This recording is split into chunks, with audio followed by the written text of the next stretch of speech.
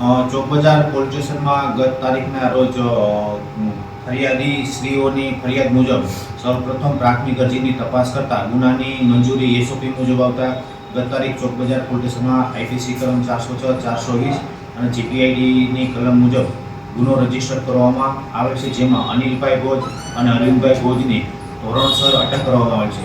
ગુનાની વિગતો જોતા 2013માં અનિલભાઈના પિતા કાનજીભાઈ ભોજનાઓએ 2013માં લક્ષ્મી બચત યોજના તેમજ લક્ષ્મી પૂજન બચત યોજના દ્વારા જુદા જુદા લોકો પાસેથી માસિક પૈસાની હપ્તો દ્વારા ઉઘરાણી કરવામાં આવેલ.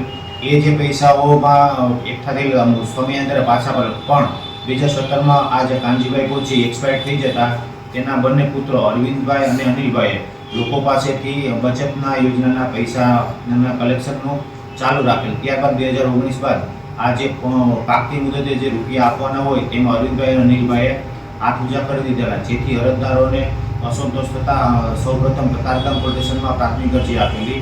ત્યારબાદ એ વિસ્તાર ચોક બજારમાં ટ્રાન્સફર થતાં એસઓપી મુજબ તપાસ કરતાં મહેરબાન સીપી સાહેબનાઓની સૂચનાથી ગુનો દાખલ કરવામાં આવે છે અને આરોપીને અટક કરીને આગળની તજવીજ ચાલુ છે. કેટલાની ઠગાઈ કરવામાં આવી છે? આશરે 30 ભોગ બનનારો છે, જેમાં 5 ભોગ બનનારો તો હાલ એક્સપાયર થઈ ગયા છે. ટોટલ રકમ 39,64,000 રૂપિયા જેવી માતબારની રકમની છેતરપિંડી કરવામાં આવી છે. આરોપી કોણ છે? આરોપીમાં એક અનિલભાઈ જે છે એ પૂર્વ કોર્પોરેટર છે અને અરવિંદભાઈ છે એ કોર્પોરેશનમાં નોકરી કરે છે.